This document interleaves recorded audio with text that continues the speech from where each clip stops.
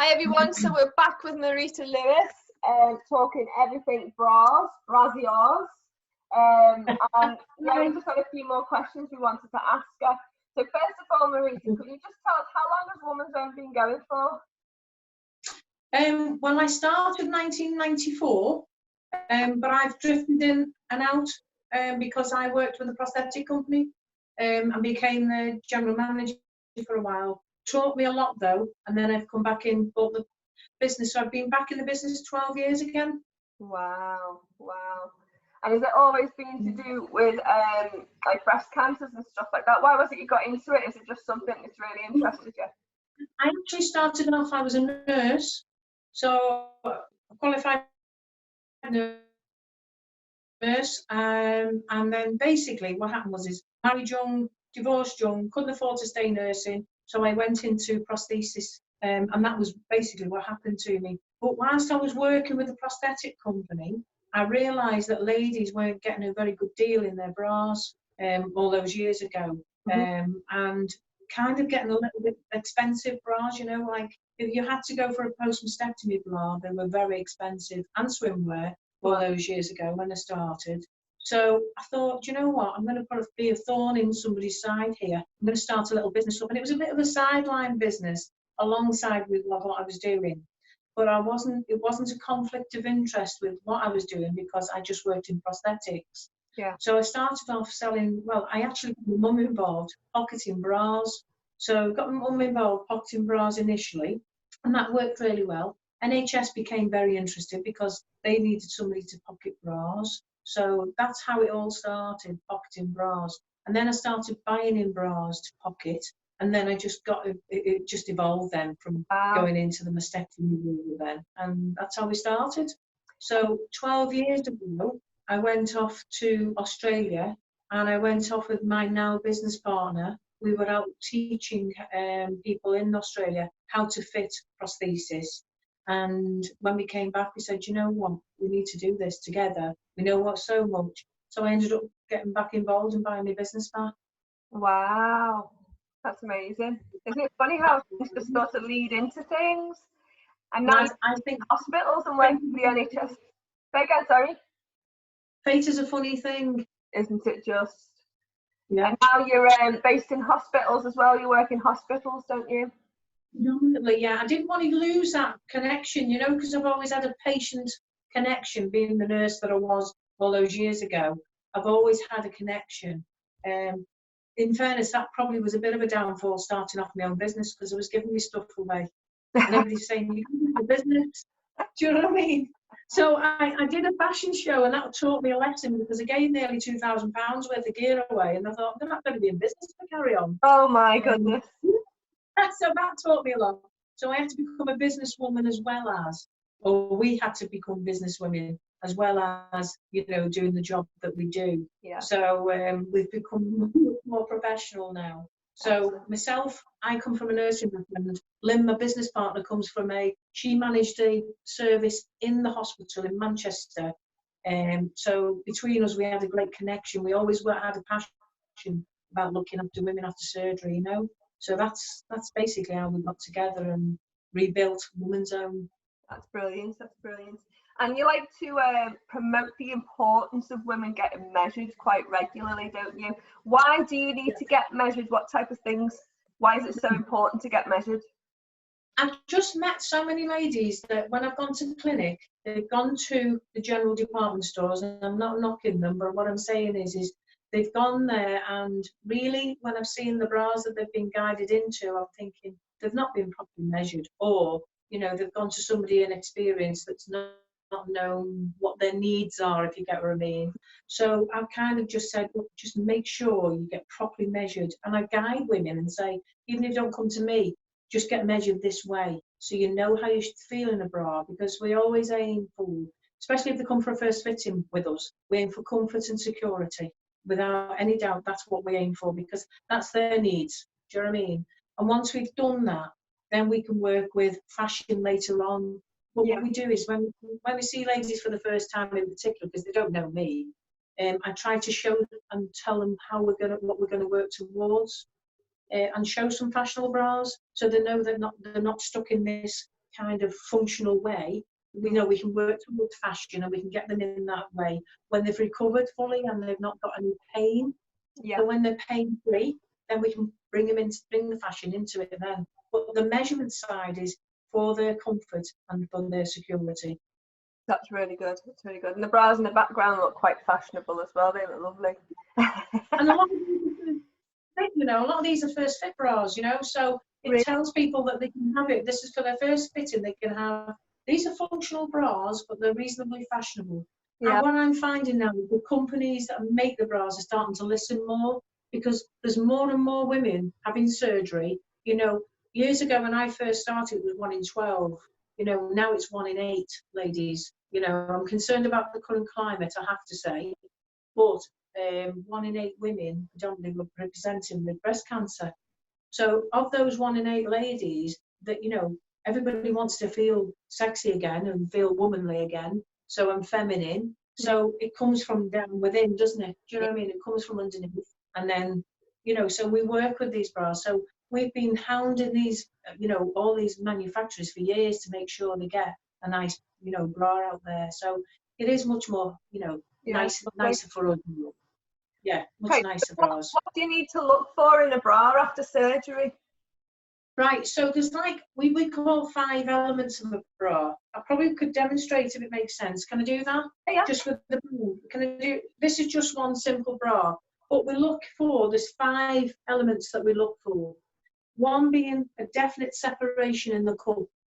And that allows you to sit in your bra, and if a lady's wearing a prosthesis, for the prosthesis to sit properly in the bra.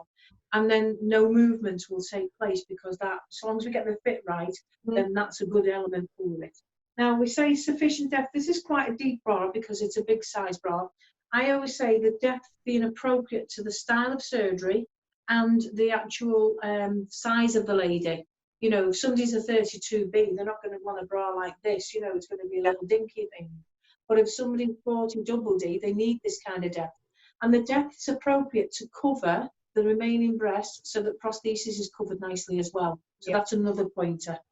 At the side here, I'm showing these deep because you can see it clearly then. Sufficient depth here to tuck in any excess flesh that might be left behind after surgery. So it tucks it all in nicely. A lot of ladies say, oh, I feel as if I've got extra skin. Yeah. But if you tuck it in, absolutely, that little bit there. So if you've got a sufficient depth, again, size appropriate and surgery appropriate, that will work there, yeah?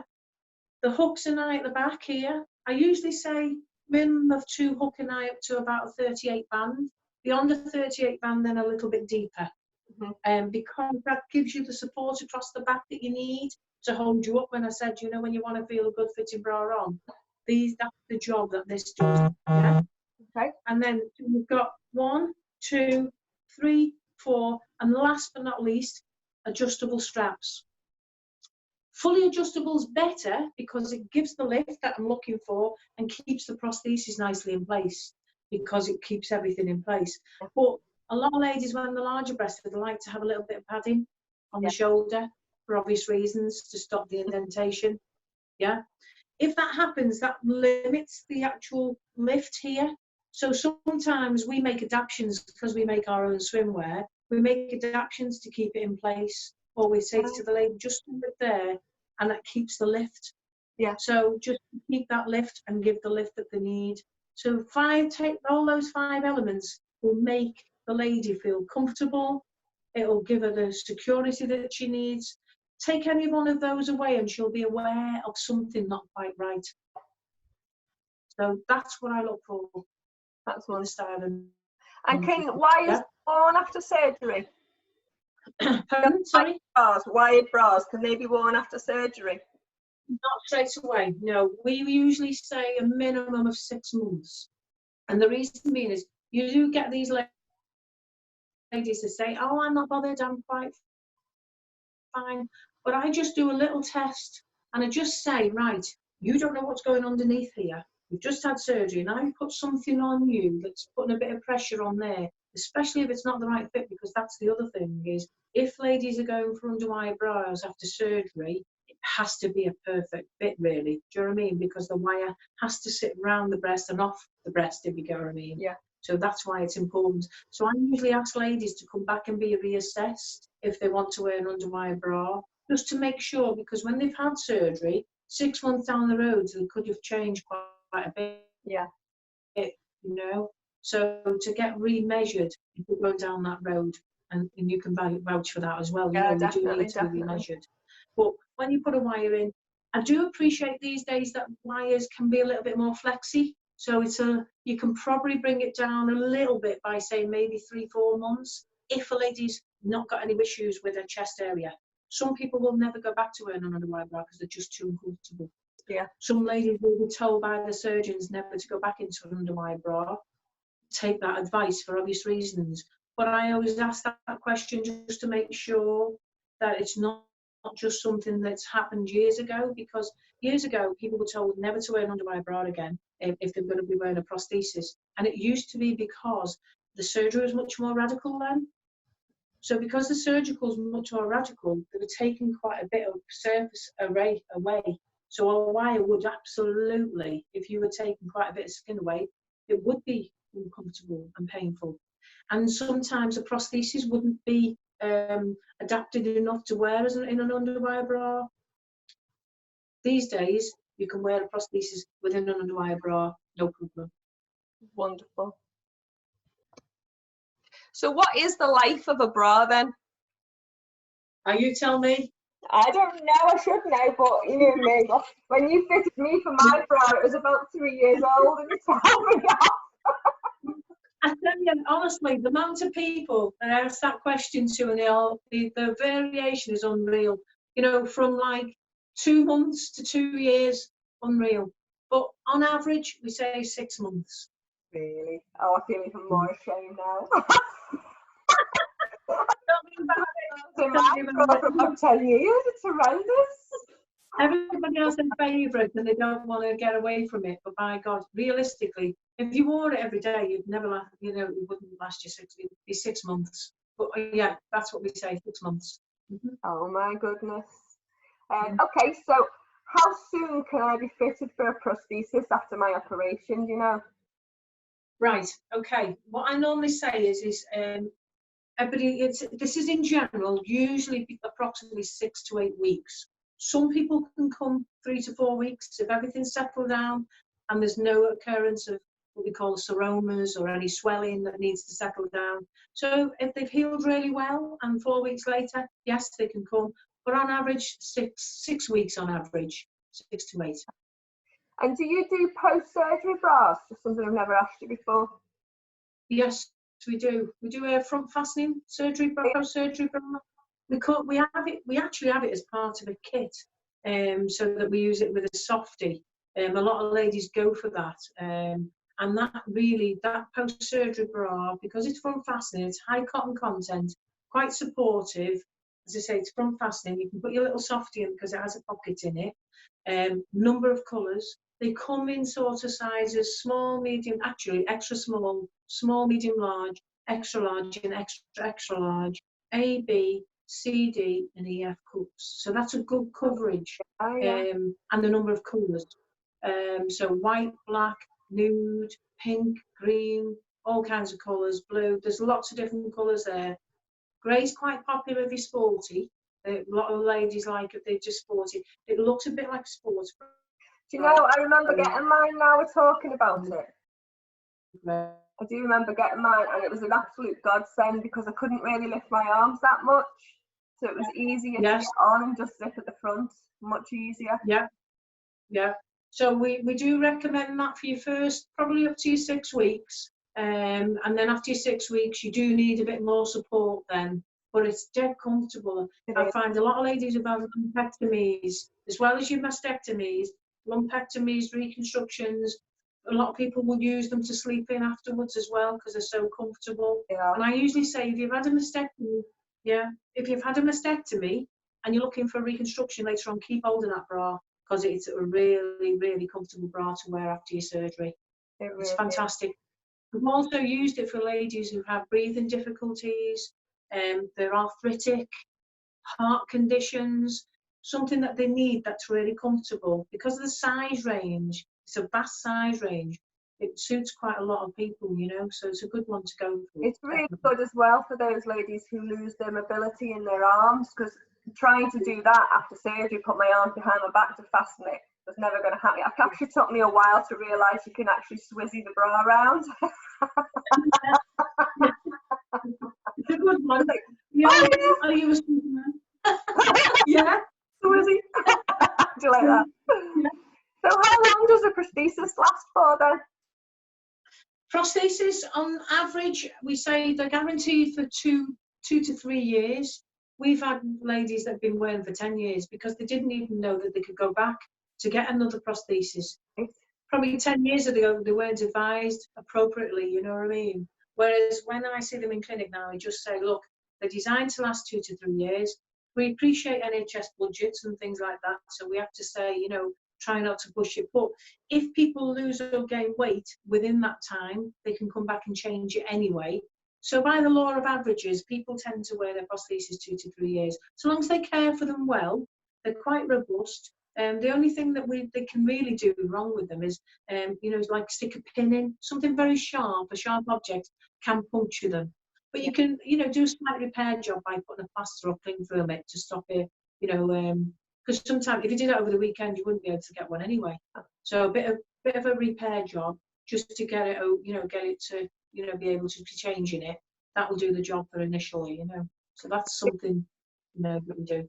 I think one of those things that you've really got to be careful of, which I found out, is not to leave your prosthetic boob out anywhere, because your son gets hold of it and thinks it's really funny to squeeze and squeeze it. When he's only 8 years old, he's like, boobies, boobies. Yeah, I'm sure, yeah. It's a, put it down. Do you know what, therapeutic? And it's quite therapeutic to be. It's like a stress ball. Yeah. You can get it, can't you? Yeah. So they are more robust these days, so it's quite, you know, and they are, to be fair, I think they're much more, when you touch and feel, they feel like Real. proper breast tissue. So they feel real, don't they? So that's pleasant. And there's lots of different ones that have, you know, like if you struggle with, you know, heat, body heat, and you know, people become menopausal or whatever, then there's ones that can keep you quite cool. Yeah. So the air flows on them. There's lots of different ones out there now. There's one coming in as well. I didn't hear you then, sorry. There's some that you can actually swim in as well. They're designed for swimming. There's quite a lot of what we call, there's an active form which is used for them. And it's kind of like got little beads, like so they move up and down, so it makes you look like you're moving.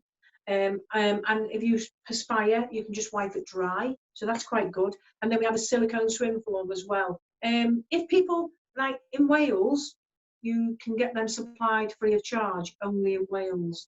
Right. But anywhere else in the UK, you have to pay for them, a leisure or a swim pool. So some people can't afford to do that. So we say keep your softie.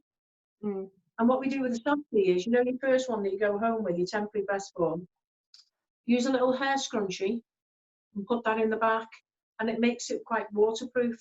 So if you can't afford to do that, it's quite a good idea to do that.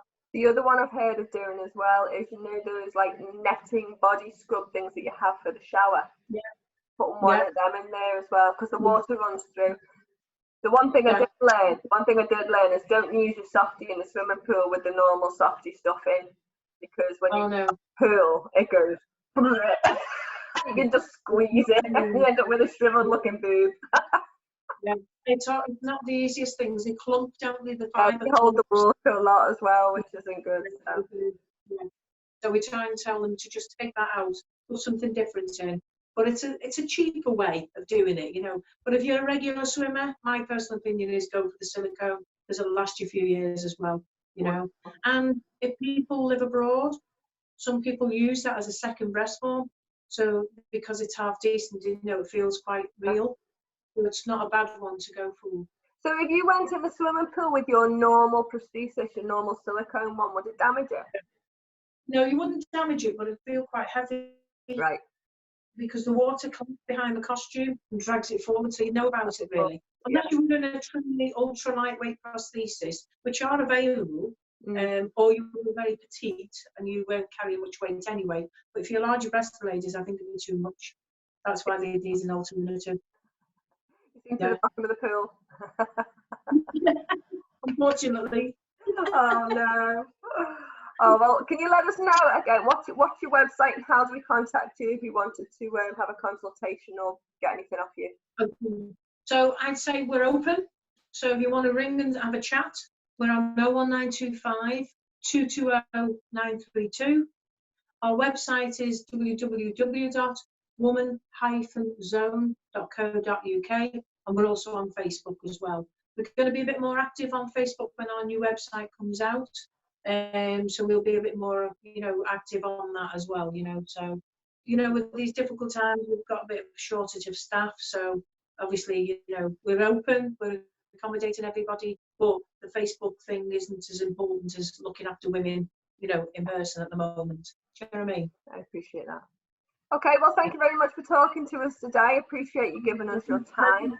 A lot of useful information there. And obviously, if they've got any questions, they can get in touch with you on that number that you've just given, or through the website. They can contact you that way. Yeah. Thanks, Sam. And good luck with your Sam's Diamonds as well. You're doing a great job. Thank you. Thank you. Appreciate it. Soon. Say bye-bye. Bye-bye.